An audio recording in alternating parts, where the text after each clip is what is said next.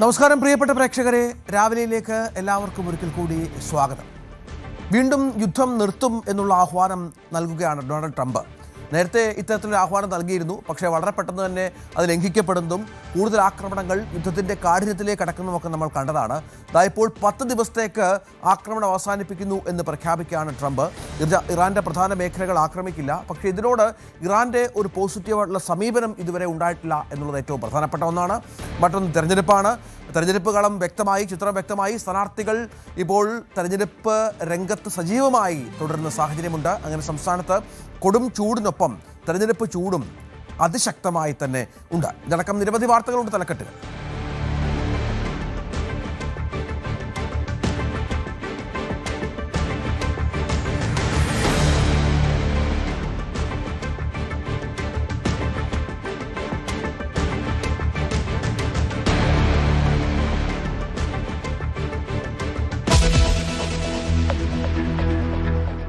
പശ്ചിമേഷ്യയിൽ സമാധാനം പുലരുമോ? 10 ദിവസത്തേക്ക് ആക്രമണം നിർത്തുമെന്ന് ട്രംപ്. തീരുമാനം ഇറാന്റെ ആവശ്യപ്രകാരമെന്നും ചർച്ചകളിൽ പുരോഗതിയെന്നും അമേരിക്കൻ പ്രസിഡന്റ്. അമേരിക്കൻ ഉപാധികൾ ഏകപക്ഷീയമെന്ന് ഇറാൻ. യുദ്ധപ്രതിസന്ധി സംസ്ഥാനങ്ങളുമായി ചർച്ച ചെയ്യാൻ കേന്ദ്രം. പ്രധാനമന്ത്രി ഇന്ന് മുഖ്യമന്ത്രിമാരുടെ യോഗം വിളിക്കും. തെരഞ്ഞെടുപ്പ് നടക്കുന്ന സംസ്ഥാനങ്ങളിലെ മുഖ്യമന്ത്രിമാർ പങ്കെടുക്കില്ല.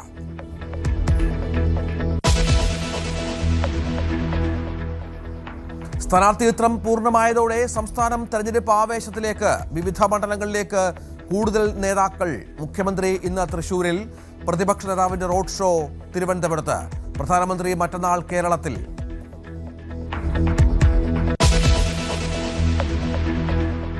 പ്രതിഭയ്ക്കെതിരായ പരാമർശത്തിൽ അറസ്റ്റിലായ ലീഗ് നേതാവ് ഇർഷാദിന് സ്റ്റേഷൻ ജാമ്യം.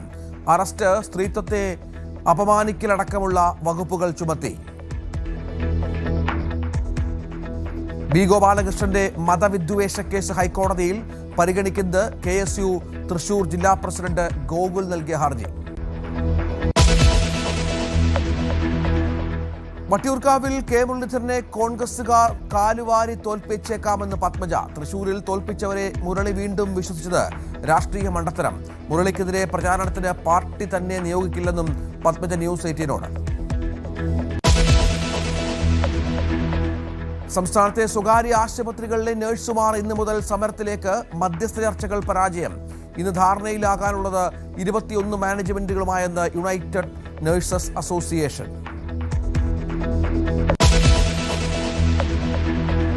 സംസ്ഥാനത്ത് ചൂട് കൂടുന്നു. ഇന്ന് 38 ഡിഗ്രി വരെ ഉയർന്നേക്കാമെന്ന് കാലാവസ്ഥാ വകുപ്പ്. വയനാടും ഇടുക്കിയും ഒഴികെയുള്ള ജില്ലകളിൽ യെല്ലോ അലേർട്ട്. കടുത്ത ചൂട് കൊല്ലം, കോട്ടയം, പാലക്കാട് ജില്ലകളിൽ.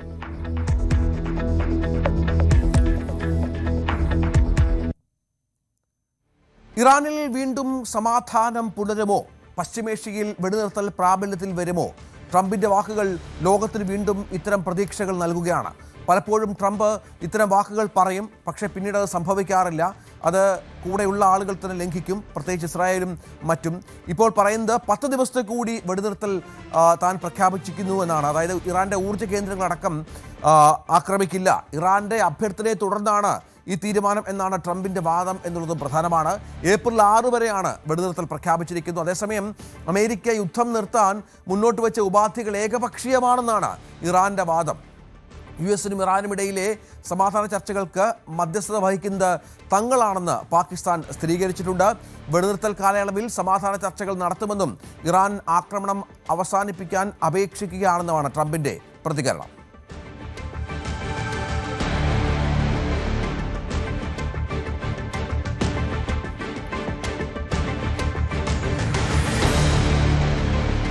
അജയ് സുധാ ബിജു ഏറ്റവും പുതിയ വിവരങ്ങളുമായി ചേരും. അജയ്, ഇതിപ്പോൾ ട്രംപിൻ്റെ ഇത്തരത്തിലുള്ള പ്രസ്താവന ആദ്യമായല്ല. ഇടയ്ക്ക് 48 മണിക്കൂർ ഒരു വെടിനിർത്തൽ പ്രഖ്യാപിച്ചു, പിന്നീട് 5 ദിവസത്തേക്ക് പ്രഖ്യാപിച്ചു. ഇപ്പോൾ 10 ദിവസമെന്ന് പറയുന്നു. ഇത്തവണത്തെ പ്രഖ്യാപനത്തിന് പിന്നിൽ മറ്റെന്തെങ്കിലും അജണ്ട ഉണ്ടോ? ആർക്കൊന്നും പ്രവചിക്കാൻ കഴിയാത്ത അവസ്ഥ തന്നെയാണ്. ട്രംപ് ഇതിനു മുൻപേ രഞ്ജിത്ത് സൂചിപ്പിച്ചതുപോലെ പലതവണയായി വെടിനിർത്തൽ പ്രഖ്യാപിച്ചിട്ടുണ്ട്. അപ്പോഴെല്ലാം US-ന്റെ ഭാഗത്ത് നിന്ന് മുൻപത്തേതുപോലെ വലിയ പ്രകോപനങ്ങളൊന്നും ഇറാനിലേക്ക് ഉണ്ടായിട്ടില്ല എന്നത് ശ്രദ്ധേയമാണ്. ഈ സമയം പക്ഷേ പശ്ചിമേഷ്യയിൽ സംഘർഷം തുടർന്നുകൊണ്ടിരിക്കുകയായിരുന്നു. ഇറാനും ഇസ്രായേലിനും ഇടയിലുള്ള ഒരു യുദ്ധമാണെങ്കിലും അതുപോലെ തന്നെ ഇസ്രായേലിൻ്റെ ലെബനിലേക്കുള്ള ആക്രമണങ്ങളാണെങ്കിലും ഇതെല്ലാം പഴയതുപോലെ തന്നെ തുടർന്നുകൊണ്ടിരിക്കുകയായിരുന്നു. ഇപ്പോൾ കുറച്ച് മുൻപേ തന്നെ ടെഹ്റാനിലേക്ക് ഇസ്രായേലിൻ്റെ മിസൈൽ ആക്രമണം ഉൾപ്പെടെ നടന്നിരുന്നു. അപ്പോൾ ഇത്തരത്തിൽ പശ്ചിമേഷ്യയിൽ സംഘർഷങ്ങൾ ഈ ട്രംപിൻ്റെ പ്രഖ്യാപനത്തിന് ശേഷവും തുടർന്നുകൊണ്ടിരിക്കുകയാണ്. US-ന്റെ ഭാഗത്ത് നിന്ന് വലിയൊരു ആക്രമണ ശ്രമങ്ങൾ ഉണ്ടാകുന്നില്ലെന്നേ ഉള്ളൂ. ഇപ്പോൾ 10 ദിവസത്തേക്ക് കൂടിയാണ് ട്രംപ് വെടിനിർത്തൽ പ്രഖ്യാപിച്ചിരിക്കുന്നത്. ഏപ്രിൽ 6 വരെയാണ് ഈ വെടിനിർത്തൽ സമയം. ഈസ്റ്റേൺ ടൈം അനുസരിച്ച് തിങ്കളാഴ്ച, അതായത് ഏപ്രിൽ 6 തിങ്കളാഴ്ച രാത്രി 8 മണി വരെയാണ് ട്രംപ് ഈ സമയം പ്രഖ്യാപിച്ചിട്ടുള്ളത്, വെടിനിർത്തലിൻ്റെ സമയം. ട്രംപ് പറയുന്നത് ഈ സമയത്ത് സമാധാന ചർച്ചകൾ നടക്കും. ഈ സമാധാന ചർച്ചകൾക്കായി ഇറാൻ അപേക്ഷിക്കുകയായിരുന്നു. ഇറാൻ്റെ അഭ്യർത്ഥനയെ മാനിച്ചുകൊണ്ടാണ് ഈ ഏപ്രിൽ 6 വരെ തങ്ങൾ വെടിനിർത്തൽ പ്രഖ്യാപിച്ചത് എന്നാണ് ട്രംപ് പറയുന്നത്. ഇന്ത്യൻ സമയം അനുസരിച്ച് നോക്കുകയാണെങ്കിൽ ഏപ്രിൽ 7 പുലർച്ചെ 5:30 വരെയാണ് ഈ സമയമുള്ളത്. ഇതിനുശേഷം പിന്നീട് യുദ്ധത്തിൻ്റെ കാര്യത്തിൽ മറ്റ് തുടർ നടപടികളും മറ്റ് തീരുമാനങ്ങളും എല്ലാം ഉണ്ടാകുമെന്നാണ് ട്രംപ് പറയുന്നത്. അദ്ദേഹം ഒരു ട്രൂത്ത് സോഷ്യൽ പോസ്റ്റ് വഴിയാണ് ഇക്കാര്യം ലോകത്തോട് വെളിപ്പെടുത്തിയിട്ടുള്ളത്. ഇതിൽ ഇപ്പോൾ നിലവിൽ ട്രംപിൻ്റെ ഈ ഒരു ഏറ്റവും പുതിയ പ്രഖ്യാപനത്തോട് ഇറാൻ്റെ പ്രതികരണം വന്നിട്ടില്ല. ഇപ്പോൾ അവരുടെ നിലവിലെ ഒരു പ്രതികരണം നമുക്ക് ലഭിക്കുന്നത് ഒരു സീനിയറായിട്ടുള്ള ഇറാൻ ഒഫീഷ്യൽ റോയിറ്റേഴ്സിന് നൽകിയിട്ടുള്ള ഒരു അഭിമുഖത്തിൻ്റെ ഭാഗത്ത് നിന്ന് വന്നിട്ടുള്ള ഒരു പ്രസ്താവനയാണ് ലഭിച്ചിട്ടുള്ളത്. അതിൽ അദ്ദേഹം പറയുന്നത് US-ന്റെ ഭാഗത്ത് നിന്ന് ഒരു പീസ് പ്രപ്പോസൽ ലഭിച്ചിട്ടുണ്ട്, എന്നാൽ ഇത് തീർത്തും ഏകപക്ഷീയമാണ് എന്നാണ് ഈ ഉദ്യോഗസ്ഥൻ പറഞ്ഞിട്ടുള്ളത്. കഴിഞ്ഞ ദിവസം ഇറാൻ്റെ വിദേശകാര്യമന്ത്രിയായിട്ടുള്ള അബ്ബാസ് അരക്ചി അദ്ദേഹം വ്യക്തമാക്കിയിട്ടുള്ളത് US-ഉം ഇറാനും തമ്മിൽ യാതൊരുവിധ ചർച്ചകളും നടക്കുന്നില്ല. US-ൽ നിന്ന് ചില സമാധാന സന്ദേശങ്ങൾ ഇറാന് ലഭിച്ചു, ചില നിർദ്ദേശങ്ങൾ ലഭിച്ചു. എന്നാൽ ഇതിനോട് ഇറാൻ തങ്ങളുടെ മറുപടിയും അതുപോലെ തന്നെ ഇറാൻ്റെ ഭാഗത്ത് നിന്നുള്ള ചില ഉപാധികൾ മുന്നോട്ട് വയ്ക്കുകയായിരുന്നു. അല്ലാതെ നേരിട്ടുള്ള ചർച്ചകൾ ഇതുവരെ ഇപ്പോൾ ഫോൺ വഴിയാണെങ്കിലും അല്ലാതെ നേരിട്ട് മുഖാമുഖമുള്ള ചർച്ചകളാണെങ്കിലും ആരംഭിച്ചിട്ടില്ല എന്നാണ് അബ്ബാസ് അരക്ചി സൂചിപ്പിച്ചത്. ഇതിൽ ട്രംപിൻ്റെ ഒരു പ്രതികരണം എന്ന് പറയുന്നത് ഇറാൻ്റെ നേതാക്കളുമായി ചർച്ചകൾ നടക്കുന്നു, എന്നാൽ അതവർ പരസ്യമായി സമ്മതിക്കാത്തതാണ്. അത് ആ രാജ്യത്തുള്ള ജനരോഷം ഭയന്ന് തന്നെയാണ് ഇത്തരമൊരു തീരുമാനം അവർ എടുത്തത് എന്നാണ് ട്രംപിൻ്റെ ഒരു വാദമെന്ന് പറയുന്നത്. എന്തായാലും നിലവിൽ ഉള്ള സാഹചര്യം അനുസരിച്ച് ട്രംപ് ഇത്തരത്തിൽ 10 ദിവസത്തേക്ക് കൂടി വെടിനിർത്തൽ അനൗൺസ് ചെയ്തിട്ടുണ്ട്. ഇപ്പോൾ അതിനോട് ചേർത്ത് തന്നെ ട്രംപ് പറയുന്നത് ഇറാൻ തങ്ങളോട് അപേക്ഷിക്കുകയായിരുന്നു ഇത്തരത്തിൽ ഒരു വെടിനിർത്തൽ പ്രഖ്യാപിക്കുന്നതിന് വേണ്ടി. അവർ ഗ്രേറ്റ് നെഗോഷിയേറ്റേഴ്സ് ആണ്. നല്ല രീതിയിലുള്ള ഒരു മധ്യസ്ഥത ചർച്ചകൾ അവർക്കിടയിൽ നടക്കുന്നുണ്ട്. അപ്പോൾ ഇത്തരത്തിൽ ഒരു നല്ല രീതിയിൽ നമുക്ക് വളരെ പെട്ടെന്ന് ട്രംപിന്റെ വാക്കുകൾ, ട്രംപ് നേരത്തെ ഇതുമായി ബന്ധപ്പെട്ട് ചില പ്രസ്താവനകൾ നടത്തിയിരുന്നു, ട്രംപിന്റെ വാക്കുകളിലേക്ക് ഒന്ന് പോകാം. And just so we set the record straight, because I've been watching the Wall Street Journal's fake news and all these stories that get printed like, oh, I want to make a deal. They are begging to make a deal, not me. They're begging to make a deal. And anybody that saw what was happening over there would understand why they want to make a deal. But they say, oh, we're not talking to them. Anybody would know that. And only a total fool. And they're not fools. They're very smart, actually, in a certain way. And they're great negotiators. I say they're lousy fighters, but they're great negotiators. They are begging to work out a deal. I don't know if we'll be able to do that. I don't know if we're willing to do that. They should have done that 4 weeks ago. They should have done it 2 years ago. Or they should have done it when we first came into office, because 2 years ago they had free reign under Biden. Sleepy Joe, worst president in the history of our country. When he allowed to happen to our country at the borders, and even with a thing like this. ട്രംപിന്റെ വാക്കുകളാണ്. ഇറാന്റെ അഭ്യർത്ഥന പ്രകാരമാണ് ഇത്തരത്തിലൊരു യുദ്ധവിരാമം അല്ലെങ്കിൽ 10 ദിവസത്തേക്കെങ്കിലും ഒരു യുദ്ധം നിർത്തിവെക്കുന്നതിലേക്ക് നയിച്ചത് എന്നാണ് ട്രംപ് പറയുന്നത്. അജയ്, ഇതിനോട് ഇറാന്റെ പ്രതികരണം ഇതിനകം വന്നു കാണുമല്ലോ. നേരത്തെയും ഇതിനോട് ഇത്തരം കാര്യങ്ങളോട്, ഇത്തരം എഗ്രിമെന്റുകളോട്, 15 നിർദ്ദേശങ്ങളോടൊക്കെ ഇറാൻ മുഖം തിരിക്കുകയായിരുന്നു. സമാനമായി തന്നെയാണ് ഇത്തവണയും എന്ന് കരുതാം. ഇപ്പോൾ അത്തരത്തിൽ നമുക്ക് പ്രതീക്ഷിക്കാം. എന്നാൽ ഔദ്യോഗികമായി ഇറാന്റെ ഭാഗത്തു നിന്നൊരു സ്ഥിരീകരണം വന്നിട്ടില്ല. ഇറാന്റെ ഒരു മുതിർന്ന ഉദ്യോഗസ്ഥനെ ഉദ്ധരിച്ചുകൊണ്ട് റോയിറ്റേഴ്സ് പുറത്തുവിട്ട ഒരു വിവരം മാത്രമാണ് നിലവിലുള്ളത്. അതിൽ അദ്ദേഹം പറഞ്ഞിട്ടുള്ളത്, ഈ മുതിർന്ന ഉദ്യോഗസ്ഥൻ പറഞ്ഞിട്ടുള്ളത്, US മുന്നോട്ട് വെച്ച പ്രൊപ്പോസൽ അത് തീർത്തും ഏകപക്ഷീയമെന്ന് തന്നെയാണ് ഈ ഉദ്യോഗസ്ഥൻ പറയുന്നത്. അല്ലാതെ മറ്റ് ഇറാന്റെ ഔദ്യോഗിക നേതാക്കളൊന്നും ഇതിനെപ്പറ്റി പറഞ്ഞിട്ടില്ല. ഔദ്യോഗികമായിട്ടുള്ള ഇറാന്റെ ഭാഗത്തു നിന്നുള്ള ഒരു പ്രസ്താവന നമുക്ക് ലഭിക്കുന്നത് ഇന്നലത്തെ അവരുടെ വിദേശകാര്യമന്ത്രിയായിട്ടുള്ള അബ്ബാസ് അർക്ചിയുടെ ഭാഗത്തു നിന്ന് തന്നെയാണ്. അതിൽ അദ്ദേഹം പറഞ്ഞിട്ടുള്ളത് ചർച്ചകൾ നടക്കുന്നില്ല എന്നൊരു കാര്യമാണ് അവർ പറയുന്നത്. ഇപ്പോൾ നിരവധി മാധ്യമങ്ങൾ വഴി തന്നെ ഇത്തരം റിപ്പോർട്ടുകൾ വന്നിരുന്നു. അതായത് ഇറാൻ ചർച്ചകൾ നടത്തുന്നില്ല, ഇപ്പോൾ ട്രംപാണ് ഇത്തരം ചർച്ചകൾ നടത്താൻ വേണ്ടി ഇറാനെ സമീപിക്കുന്നത് എന്നാണ് പലതരത്തിലുള്ള വാർത്തകളും പുറത്തു വന്നത്. അതെല്ലാം ട്രംപ് നിഷേധിച്ചുകൊണ്ട് പറയുന്നത്, പ്രത്യേകിച്ച് അദ്ദേഹം എടുത്തു പറഞ്ഞത് വാൾ സ്ട്രീറ്റ് ജേർണലിന്റെ പേര് തന്നെയാണ്. ട്രംപ് എന്നിട്ട് പറയുന്നത് ഇതെല്ലാം തെറ്റായ വാർത്തകളാണ്, ഫേക്ക് ന്യൂസുകളാണ്, ഇറാനാണ് ഒരു ചർച്ചയ്ക്ക് വേണ്ടി തങ്ങളോട് അപേക്ഷിക്കുന്നത് എന്നാണ് ട്രംപ് ഇപ്പോൾ വീണ്ടും പ്രതികരിച്ചിരിക്കുന്നത്. എന്തായാലും ഇപ്പോൾ മറ്റൊരു വിവരം കൂടി പുറത്തു വരുന്നത്, ഇറാന്റെ ഭാഗത്തു നിന്ന് ആദ്യം തന്നെ ഒരു പരാമർശം ഉണ്ടായിരുന്നത്, US ഇത്തരത്തിൽ യുദ്ധം നിർത്താൻ വേണ്ടി ഒരു അപേക്ഷ മുന്നോട്ട് വച്ചിരിക്കുന്നത് അവരുടെ സൈന്യത്തെ ശക്തിപ്പെടുത്താനും എണ്ണവില അത് നിയന്ത്രിക്കാനും വേണ്ടിയിട്ടാണ് എന്നൊരു വാദം ഇറാൻ മുന്നോട്ട് വെച്ചിരുന്നു. ഇപ്പോൾ ഏതാണ്ട് അതിന് സമാനമായിട്ടുള്ള ചില റിപ്പോർട്ടുകളാണ് പുറത്തു വരുന്നത്. അതായത് പശ്ചിമേഷ്യയിൽ 10,000 കരസേന സൈനികരെ കൂടി വിന്യസിക്കാൻ വേണ്ടി US ആലോചിക്കുന്നതായിട്ടാണ് നിലവിലെ റിപ്പോർട്ടുകൾ. ഇതിൽ 5,000 മറൈൻ ഉദ്യോഗസ്ഥരും 2,000 പാരാട്രൂപ്പേഴ്സും പിന്നെ 82 എയർബോൺ ഡിവിഷനിലുള്ള ഉദ്യോഗസ്ഥരെയുമാണ് ഇവിടേക്ക് വിന്യസിക്കാൻ ആലോചിക്കുന്നതായിട്ടാണ് നിലവിലെ ഒരു റിപ്പോർട്ടുകൾ പുറത്തു വരുന്നത്. ഇപ്പോൾ ട്രംപ് ഈ വെടിനിർത്തൽ പ്രഖ്യാപിച്ചതിന് ശേഷവും പശ്ചിമേഷ്യയിൽ സംഘർഷം തുടരുന്നത് കാണാം. അതിപ്പോൾ ടെഹ്റാനിൽ നിരവധി സ്ഫോടനങ്ങൾ ഉണ്ടായിട്ടുണ്ട്. ഇപ്പോൾ ഏതാനും മണിക്കൂറുകൾക്ക് മുൻപേ ഇസ്രായേലിലേക്ക് ഇറാന്റെ ആക്രമണം ഉണ്ടായി. അതിലേതാണ്ട് 6ഓളം പേർക്ക് പരിക്കേറ്റതായും ഒരാൾ കൊല്ലപ്പെട്ടതായിട്ടും വിവരമുണ്ട്. അതുപോലെ തന്നെ ഇപ്പോൾ കുവൈറ്റിലേക്ക് ഡ്രോൺ ആക്രമണം ഉണ്ടായിട്ടുണ്ട്. ഷാർജയിലേക്ക് ഉൾപ്പെടെ ആക്രമണം നടന്നതായിട്ടാണ് വിവരം. ഇതെല്ലാം ഡ്രോൺ ആക്രമണങ്ങളായിരുന്നു. ഇത് ഇന്റർസെപ്റ്റ് ചെയ്ത് നശിപ്പിച്ചതായിട്ടാണ് വിവരം. മറ്റ് അനിഷ്ട സംഭവങ്ങളൊന്നും ഇതുവരെ റിപ്പോർട്ട് ചെയ്തിട്ടില്ല. അതേസമയം തന്നെ ഇറാനുള്ളിലുള്ള ബാഷർ ന്യൂക്ലിയർ പവർ പ്ലാന്റ്, ഇവിടേക്കുള്ള ആക്രമണങ്ങൾ, അത് ഇനിയൊരു ആക്രമണം ഈ ഒരു ബാഷർ ന്യൂക്ലിയർ ഫെസിലിറ്റിയിലേക്ക് ഉണ്ടായാൽ അത് വലിയ അപകടം വിളിച്ചു വരുത്തും എന്നാണ് ഇന്റർനാഷണൽ അറ്റോമിക് എനർജി ഏജൻസി ഒരു മുന്നറിയിപ്പ് നൽകിയിട്ടുള്ളത്. അതൊരു മേജർ റേഡിയോളജിക്കൽ ആക്സിഡന്റിന് ഇത് കാരണമാക്കും എന്നതാണ് അവിടെ നിന്നുള്ള ഒരു പ്രത്യേക അറിയിപ്പ് എന്ന് പറയുന്നത്. ഇതിനിടെ പാകിസ്ഥാൻ ഇപ്പോൾ ഈ US-ഉം ഇറാനും തമ്മിൽ നടക്കുന്ന ചർച്ചകൾക്ക് തങ്ങളാണ് മധ്യസ്ഥത വഹിക്കുന്നത് എന്ന് പറഞ്ഞുകൊണ്ട് രംഗത്തെത്തിയിട്ടുണ്ട്. അതായത് ഇരു രാജ്യങ്ങളും തമ്മിലുള്ള മെസ്സേജുകൾക്ക് തങ്ങൾ ഇപ്പോൾ മധ്യസ്ഥത വഹിച്ചുകൊണ്ട് അതിന് നേതൃത്വം നൽകുന്നു. ഇതിന് തുർക്കി, ഈജിപ്ത് തുടങ്ങിയിട്ടുള്ള രാജ്യങ്ങൾ തങ്ങൾക്ക് പിന്തുണ നൽകുന്നതായിട്ടാണ് പാകിസ്ഥാന്റെ വിദേശകാര്യമന്ത്രിയായിട്ടുള്ള ഇഷാഖ് ദർ വ്യക്തമാക്കിയിട്ടുള്ളത്. ഇപ്പോൾ നിലവിൽ ഈ ഇറാനിലുള്ള ആരോഗ്യ മന്ത്രാലയത്തിന്റെ ഭാഗത്ത് നിന്ന് വരുന്ന റിപ്പോർട്ടുകൾ പ്രകാരം മരണസംഖ്യ ഇതിനോടകം ഇറാനിൽ ഏതാണ്ട് 1937 ആയതായിട്ടാണ് റിപ്പോർട്ടുകൾ. ഈ സമയം ഇപ്പോൾ ഇസ്രയേൽ കൂടുതൽ കോൺസെൻട്രേറ്റ് ചെയ്യുന്നത് ഇറാനിലെ ആക്രമണങ്ങളെക്കാൾ ലെബനനിലേക്കുള്ള ആക്രമണങ്ങളാണ്. തെക്കൻ ലെബനനിൽ അവർ കൂടുതൽ മേഖലകൾ ബഫർ സോണായി പ്രഖ്യാപിച്ചുകൊണ്ട് രംഗത്ത് വന്നിട്ടുണ്ട്. ഇതിനെതിരെ ലെബനൻ ഇപ്പോൾ UN-നെ സമീപിച്ചിരിക്കുകയാണ്. തങ്ങളുടെ രാജ്യത്ത് മറ്റൊരു രാജ്യം കടന്നാക്രമണം നടത്തുന്നു, തെക്കൻ മേഖല കൈയടക്കിയെന്ന് പറയുന്നു. അപ്പോൾ ഇതിനെതിരെ നടപടിയെടുക്കണമെന്ന് ആവശ്യപ്പെട്ടുകൊണ്ട് ലെബനൻ UN-നെ സമീപിച്ചിരിക്കുകയാണ്. അതാണ് സാഹചര്യം. പശ്ചിമേഷ്യയിൽ സംഘർഷം ഒഴിവാകുന്നതിന് ഒരു ചെറിയ സൂചനകളൊക്കെ ഇപ്പോൾ ലഭിക്കുന്നു. അത് ട്രംപിന്റെ പ്രസ്താവനയാണ് അതിലേക്ക് നയിക്കുന്നത് എന്നാണ് മനസ്സിലാകുന്നത്. ഇതിനിടെ ഈ സംഘർഷവുമായി ബന്ധപ്പെട്ട ചർച്ചകൾക്കായി പ്രധാനമന്ത്രി നരേന്ദ്രമോദി ഇന്നൊരു യോഗം വിളിച്ചിട്ടുണ്ട്.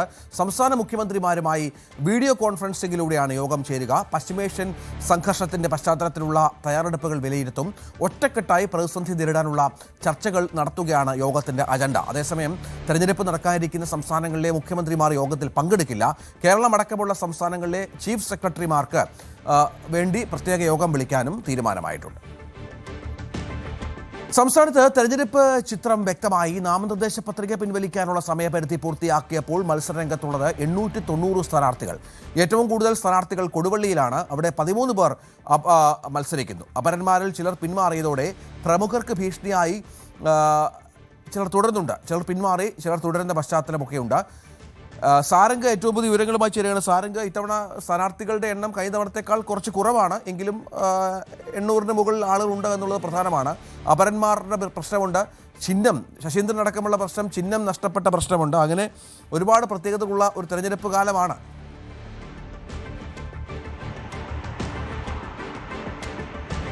രഞ്ജിത്ത്, തീർച്ചയായും. കാരണം കഴിഞ്ഞ ദിവസം 3 മണി വരെയായിരുന്നു നാമനിർദ്ദേശ പത്രിക പിൻവലിക്കാനുള്ള സമയം അനുവദിച്ചിരുന്നത്.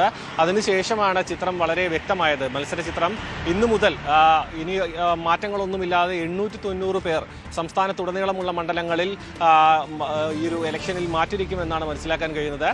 നമുക്ക് ഇപ്പോൾ രഞ്ജിത്ത് സൂചിപ്പിച്ച പോലെ തന്നെ പ്രധാനപ്പെട്ട എല്ലാ മണ്ഡലങ്ങളിലും അപരന്മാരുടെയും വിമതരുടെയും അടക്കം സാന്നിധ്യമുണ്ടായിരുന്നു. അതിൽ ഒരു പരിധിവരെ കുറയാനുള്ളൊരു സാഹചര്യം ഒരുങ്ങി എന്ന് തന്നെ വേണം മനസ്സിലാക്കാൻ. കഴിഞ്ഞ ദിവസം 3 മണിക്ക് മുൻപ് വരെ എല്ലാ മുന്നണികളും ഈ ഒരു വിമത ശല്യം ഒഴിവാക്കാനും ഒപ്പം തന്നെ അപരന്മാരുടെ ശല്യം ഒഴിവാക്കാനും വലിയ രീതിയിലുള്ള ചർച്ചകളും അനുനയന സംവാദങ്ങളും അടക്കം നടത്തിയിരുന്നു. അതിൻ്റെ ഫലമായിട്ടാണ് ഇപ്പോൾ പല രീതിയിലും ഈ സ്ഥാനാർത്ഥികളുടെ എണ്ണം കുറഞ്ഞത്. കഴിഞ്ഞ ദിവസം 958 സ്ഥാനാർത്ഥികൾ ഉണ്ടായിരുന്നു. അതിനുശേഷം 3 മണിക്ക് ശേഷം ഈ ഒരു ലിസ്റ്റ് വന്നപ്പോൾ 890-ലേക്ക് കുറഞ്ഞു. കഴിഞ്ഞ തവണത്തേക്കാൾ ഇത്തവണ സ്ഥാനാർത്ഥികൾ കുറവാണ്. പക്ഷേ എന്നാലും 800-ന് മുകളിൽ ഇപ്പോൾ 900-ന് അടുത്തേക്ക് സ്ഥാനാർത്ഥികൾ ഉണ്ട് എന്നതും ഒരു ഇലക്ഷൻ പ്രക്രിയ വലിയ രീതിയിലുള്ള മത്സരത്തിന് സാഹചര്യം ഒരുക്കുമെന്ന കാര്യം തന്നെ തീർച്ചയാണ്. ഒപ്പം തന്നെ കഴിഞ്ഞ ദിവസം ചിഹ്നവുമായി ബന്ധപ്പെട്ട ഇപ്പോൾ പലർക്കും, അതായത് സ്ഥിരമായി ഉപയോഗിച്ച് വരുന്ന ചിഹ്നങ്ങൾ ലഭിക്കാത്ത ഒരു സാഹചര്യം നിലനിൽക്കുന്നുണ്ട്. ഇനി മറ്റൊരു കാര്യം നോക്കുകയാണെന്നുണ്ടെങ്കിൽ വളരെ കുറച്ച് ദിവസങ്ങൾ മാത്രമാണ്, 13 ദിവസം മാത്രമാണ് ബാക്കിയുള്ളത്. രണ്ടാം ഘട്ടത്തിലേക്ക് കടക്കുകയാണ്. അതായത് ഈ ഒരു ഇലക്ഷനുമായി ബന്ധപ്പെട്ട രേഖകൾ സമർപ്പിക്കുക, അതിൻ്റെ ഔദ്യോഗികമായിട്ടുള്ള പ്രവർത്തനങ്ങൾ, അതുമെല്ലാം ഇപ്പോൾ സ്ഥാനാർത്ഥികളുടെ ഭാഗത്തു നിന്നുള്ള ഏകദേശം എല്ലാം പൂർത്തിയായി തന്നെ വേണമെങ്കിൽ പറയാം. കാരണം അതിൻ്റെ സൂക്ഷ്മ പരിശോധന ആയിക്കോട്ടെ, അതുമായി ബന്ധപ്പെട്ട സമയപരിധി ആയിക്കോട്ടെ, അതെല്ലാം അവസാനിച്ചു കഴിഞ്ഞു. ഇനി നേരിട്ട് ജനങ്ങളിലേക്ക് ഇറങ്ങുക, അതിൻ്റെ രണ്ടാം ഘട്ടത്തിലേക്ക് കടക്കുക, മുഴുവൻ ജനങ്ങളിലേക്കും കൃത്യമായി എത്താൻ സാധിക്കുക എന്നതായിരിക്കും ഇനി മുന്നണികളുടെ മുന്നിലെ പ്രധാന പ്രതിസന്ധി. കാരണം വളരെ കുറച്ച് ദിവസങ്ങൾ മാത്രമേ ഉള്ളൂ. ഈ ഒരു എല്ലാ പ്രക്രിയയ്ക്കും, ഒരു ഇലക്ഷനിലേക്ക് മാത്രമല്ല മറ്റെല്ലാ പ്രക്രിയയ്ക്കും വളരെ കുറച്ച് ദിവസം മാത്രമാണ് ഇത്തവണത്തെ ഇലക്ഷനിൽ ലഭിച്ചിരുന്നത്. എന്നതിനാലും ഇനി ഇന്നു മുതൽ സംസ്ഥാനത്തെ മത്സര ചിത്രം തെളിഞ്ഞിരിക്കുകയാണ്. ഇനി വരും ദിവസങ്ങളിൽ മറ്റ് വിവാദങ്ങളിലേക്കും മത്സരത്തിന്റെ ചൂടുപിടിക്കുന്നതും വളരെ വർദ്ധിക്കാൻ സാധ്യതയുണ്ട്. രഞ്ജിത്ത്, സാരംഗാണ് വിവരങ്ങൾ പങ്കുവച്ചത്. തിരുവനന്തപുരത്തും അരുവിക്കരയിലും കോൺഗ്രസ് BJP ഡീൽ എന്ന ആന്റണി രാജു. തിരുവനന്തപുരത്ത് UDFന് ദുർബലനായ സ്ഥാനാർത്ഥി വന്നു. അരുവിക്കരയിൽ BJP ദുർബല സ്ഥാനാർത്ഥിയെ നിർത്തി. ഒരു കോൺഗ്രസ് നേതാവ് തന്നെ ഈ ഡീൽ ഉറപ്പിച്ച കാര്യം തന്നോട് പറഞ്ഞുവെന്നും ആന്റണി രാജു വെളിപ്പെടുത്തി. കുറ്റബോധം കൊണ്ട് ചില സത്യങ്ങൾ അവർക്ക് പറയേണ്ടി വരും. ഇവിടെ വ്യക്തമായ ഡീലല്ലേ. കാരണം കഴിഞ്ഞ 15 വർഷക്കാലം ഇവിടെ തുടർച്ചയായിട്ട് മത്സരിച്ച VS ശിവകുമാർ, 10 വർഷക്കാലം ഇവിടെ MLA മന്ത്രിയുമായിരുന്ന VS ശിവകുമാർ, ഇവിടെ ഈ തെരഞ്ഞെടുപ്പിൽ വീണ്ടും മത്സരിക്കുന്ന VS ശിവകുമാർ എന്തിനാണ് ഇവിടെ നിന്ന് അരുവിക്കരയിലേക്ക് മാറിയത്? ഇവിടെ കോൺഗ്രസ് 3-ാം സ്ഥാനത്ത് നിൽക്കുന്നു. അവിടെ അരുവിക്കരയിലെ ഏറ്റവും ദുർബലനായ ഒരു സ്ഥാനാർത്ഥിയെ BJP കൊടുക്കുന്നു. ഇവിടെ UDFിലെ ഏറ്റവും ദുർബലനായ ഒരു സ്ഥാനാർത്ഥി ഇവിടെ ഇടുമ്പോ അരുവിക്കരയും തിരുവനന്തപുരവുമായിട്ട് ഡീലുണ്ടെന്നുള്ളത് കോൺഗ്രസിന്റെ തന്നെ ചില നേതാക്കന്മാർ എന്നോട് ദിവസങ്ങൾക്ക് മുമ്പ് പറഞ്ഞിരുന്നല്ലോ. അത് സത്യമാണെന്ന് തെളിയിക്കുകയല്ലേ? അത് ഞാൻ വസ്തുത ഫാക്ട് വെച്ചോണ്ടല്ലേ ഞാൻ പറയുന്നത്. ഇതിൽ പല ഒരു ഡീല്, അരുവിക്കരയും തിരുവനന്തപുരം പോലുള്ള ഡീല്, വ്യക്തമായ ഡീല് തിരുവനന്തപുരം ജില്ലയിൽ വേറെ ഏത് മണ്ഡലത്തിലാണ് ഉള്ളത്? ഞാൻ കണക്ക് വെച്ചല്ലേ പറഞ്ഞത്. ഗുരുവായൂരിലെ BJP സ്ഥാനാർത്ഥി ബി ഗോപാലകൃഷ്ണന്റെ മതവിദ്വേഷ പരാമർശത്തിൽ KSU നൽകിയ പരാതി ഹൈക്കോടതി ഇന്ന് പരിഗണിക്കും. KSU തൃശൂർ ജില്ലാ പ്രസിഡന്റ് ഗോകുൽ നൽകിയ ഹർജിയാണ് പരിഗണിക്കുന്നത്. ഗോപാലകൃഷ്ണനെതിരെ നടപടി സ്വീകരിക്കണമെന്നാണ് ആവശ്യം. വിവരങ്ങൾ പങ്കുവെക്കുക. അല്പം ഗൗരവമുള്ള പരാതിയാണ് എന്ന് മനസ്സിലാകുന്നു. മതവിദ്വേഷമാണ് പ്രശ്നം. തെരഞ്ഞെടുപ്പ് കമ്മീഷന്റെ ഇതുവരെയുള്ള നിലപാട്, ഇതിനോടുള്ള സമീപനം ഏത് തരത്തിലാണ്?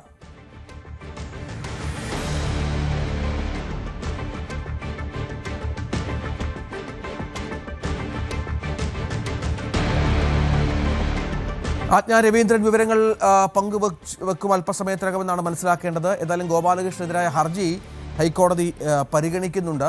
അത് ഗോപാലകൃഷ്ണനെ സംബന്ധിച്ചിടത്തോളം വളരെ പ്രധാനപ്പെട്ട ഒരു ദിവസം കൂടിയാണ്. കാരണം ഗുരുവായൂരിലെ BJPയുടെ സ്ഥാനാർത്ഥി കൂടിയാണ് ഗോപാലകൃഷ്ണൻ. ഗുരുവായൂരിൽ എന്തുകൊണ്ട് ഒരു ഹിന്ദു MLA ഉണ്ടാകുന്നില്ല എന്ന ചോദ്യമായിരുന്നു ഗോപാലകൃഷ്ണൻ ചില യോഗങ്ങളിലൊക്കെ ഉന്നയിച്ചത്. അത് KSU ഒരു പരാതിയുടെ രൂപത്തിൽ തെരഞ്ഞെടുപ്പ് കമ്മീഷന് മുന്നിൽ എത്തിക്കുകയുമായിരുന്നു. അതിൻ്റെ എന്താണ് കോടതി ഇതുമായി ബന്ധപ്പെട്ട് പറയുക എന്നുള്ളത് നമുക്ക് കാത്തിരുന്ന് കാണാം. കായംകുളത്തെ LDF സ്ഥാനാർത്ഥി യു പ്രതിഭയ്ക്കെതിരെ സ്ത്രീവിരുദ്ധ പ്രസ്താവനയും തെരഞ്ഞെടുപ്പ് രംഗത്ത് വലിയ ചർച്ചയാണ്. ഇതുമായി ബന്ധപ്പെട്ട് കമ്മീഷൻ നടപടിയെടുക്കുകയും മറ്റും ചെയ്തിരുന്നു. ലീഗ് നേതാവ് ഇർഷാദിനെ ഇതിനകം കായംകുളം പോലീസ് അറസ്റ്റ് ചെയ്തിട്ടുണ്ട്. പ്രതിഭ നൽകിയ പരാതിയുടെ അടിസ്ഥാനത്തിലാണ് നടപടി. സ്ത്രീത്വത്തെ അപമാനിച്ചു എന്നിവ അടക്കമുള്ള വകുപ്പുകൾ ചുമത്തി കേസ് എടുത്തിട്ടുണ്ട്. അറസ്റ്റ് രേഖപ്പെടുത്തിയ ശേഷം ഇയാളെ സ്റ്റേഷൻ ജാമ്യത്തിൽ വിട്ടയക്കുകയും ചെയ്തു.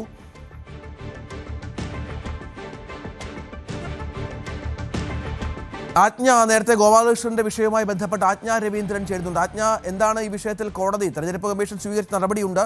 ഇപ്പോൾ കോടതി ഒരുപക്ഷെ ഇടപെടുകയും ശക്തമായി നടപടിയെടുക്കുകയും മറ്റും ചെയ്താൽ ഗോപാലകൃഷ്ണൻ സ്ഥാനാർത്ഥി അനിശ്ചിതത്തിലാവും, സംശയമില്ല.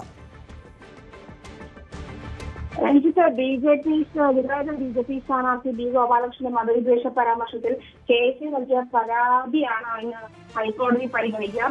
അതേസമയം നേരത്തെ രഞ്ജിത്ത് സൂചിപ്പിച്ചതുപോലെ തന്നെ ജില്ലാ കളക്ടർ നൽകിയിരിക്കുന്ന റിപ്പോർട്ടിന്റെ അടിസ്ഥാനത്തിൽ ഗോപാലകൃഷ്ണൻ നടത്തിയത് ചട്ടവിരുദ്ധ പരാമർശമാണ് എന്ന് വ്യക്തമാക്കിയിട്ടുണ്ട്. BJP ഗോപാലകൃഷ്ണനെ തള്ളിക്കളയുന്ന ഒരു സാഹചര്യം കൂടി ഉണ്ടായിരുന്നു. അതേസമയം ഈ കേസ് എടുത്തതിന്റെ അടിസ്ഥാനത്തിൽ ഗോപാലകൃഷ്ണനെതിരെ ഇതുമായി ബന്ധപ്പെട്ട് കേസ് എടുത്തിരുന്നു. ഗുരുവായൂർ ടെമ്പിൾ പോലീസ് കേസ് എടുത്തിരുന്നു. ഈ കേസിന്റെ അടിസ്ഥാനത്തിൽ ഈ വിവാദ വീഡിയോ നീക്കം ചെയ്യുന്ന ഒരു സാഹചര്യത്തിലേക്ക് കൂടി പോയിരുന്നു. എന്തായാലും തെരഞ്ഞെടുപ്പ് അടുത്തിരിക്കുന്ന ഒരു സാഹചര്യത്തിൽ ഗുരുവായൂർ മണ്ഡലത്തിൽ നിന്ന് മത്സരിക്കുന്ന BJP സ്ഥാനാർത്ഥി ഗോപാലകൃഷ്ണനെതിരെ വലിയ വിമർശനമാണ് സമൂഹ മാധ്യമങ്ങളിലായാലും അല്ലാതെ രാഷ്ട്രീയ ഇടങ്ങളിലായാലും ഉയരുന്ന ഒരു സാഹചര്യത്തിൽ കേസിൽ ഇന്ന് ഹൈക്കോടതിയിൽ ഈ പരാമർശത്തിനെതിരെ ഗോപാലകൃഷ്ണന്റെ സ്ഥാനാർത്ഥിത്വം സാധ്യമാക്കണമെന്ന് ആവശ്യപ്പെട്ടുകൊണ്ടാണ് ഈ കേസ് ഹൈക്കോടതിയെ സമീപിച്ചിരിക്കുന്നത്. അതുകൊണ്ട് തന്നെ ഇത് ഗോപാലകൃഷ്ണനെ സംബന്ധിച്ച് ഈ ദിവസം നിർണായകമാണ്. കോടതി വിലയിരുത്തൽ നിരീക്ഷണം നടത്തുന്നു എന്നുള്ള കാര്യത്തിൽ വ്യക്തത വരേണ്ടതുണ്ട്. അത് മാത്രമല്ല BJP സംസ്ഥാന അധ്യക്ഷൻ രാജേഷ് ചന്ദ്രശേഖരൻ വിഷയവുമായി ബന്ധപ്പെട്ട് പ്രതികരിച്ചപ്പോൾ ഒരു മതത്തെയും BJP തള്ളിപ്പറയില്ല എന്നുള്ള നിലപാടാണ്. അതായത് അത് പരാമർശം നടത്തിയവർ അതിന്റെ പരിണിത ഫലം അനുഭവിക്കുമെന്നുള്ള തരത്തിൽ തന്നെയാണ്. അത് ഗോപാലകൃഷ്ണൻ BJPയും തള്ളിയിരിക്കുന്ന ഒരു സാഹചര്യം കൂടിയുണ്ട് എന്ന് വേണം മനസ്സിലാക്കാൻ. അതേസമയം തന്നെ ഹൈക്കോടതിയിൽ ഈ വിഷയം പരിഗണിക്കുമ്പോൾ ഗോപാലകൃഷ്ണനെ സംബന്ധിച്ച് ഈ കേസ് പരിഗണിക്കുന്നത് നിർണായകമാണ്. രഞ്ജിത്ത്, അതാണ് സാഹചര്യം. ഒപ്പം കായംകുളത്തും സമാനമായ തെരഞ്ഞെടുപ്പ് രംഗത്ത് ഒരു വിവാദ വിഷയം ഉയർന്നു വന്നത് LDF സ്ഥാനാർത്ഥി പ്രതിഭയ്ക്കെതിരായ സ്ത്രീവിരുദ്ധ പ്രസ്താവന നടത്തിയ കേസാണ്. അതിൽ ലീഗ് നേതാവ് ഇർഷാദിനെ പോലീസ് അറസ്റ്റ് ചെയ്തിരുന്നു. പ്രതിഭ നൽകിയ പരാതിയുടെ അടിസ്ഥാനത്തിലാണ് നടപടി എടുത്തത്. സ്ത്രീത്വത്തെ അപമാനിച്ചു അടക്കമുള്ള വകുപ്പുകൾ ചുമത്തിയാണ് കേസ് എടുത്തിരിക്കുന്നത്. ഇയാളെ സ്റ്റേഷൻ ജാമ്യത്തിൽ വിട്ടയക്കുകയും ചെയ്തു. ശരണ്യ, കായംകുളത്ത് തെരഞ്ഞെടുപ്പ് രംഗത്ത് മറ്റൊരു പ്രചാരണ വിഷയം കൂടി കടന്നു വന്നിരിക്കുകയാണ്. വൈകാരികമായ പ്രതികരണമൊക്കെ പ്രതിഭയുടെ ഭാഗത്തു നിന്ന് കണ്ടു. ഇപ്പോൾ കൂടുതൽ നടപടികളിലേക്ക് കടക്കുകയാണോ പോലീസും കമ്മീഷനും മറ്റും?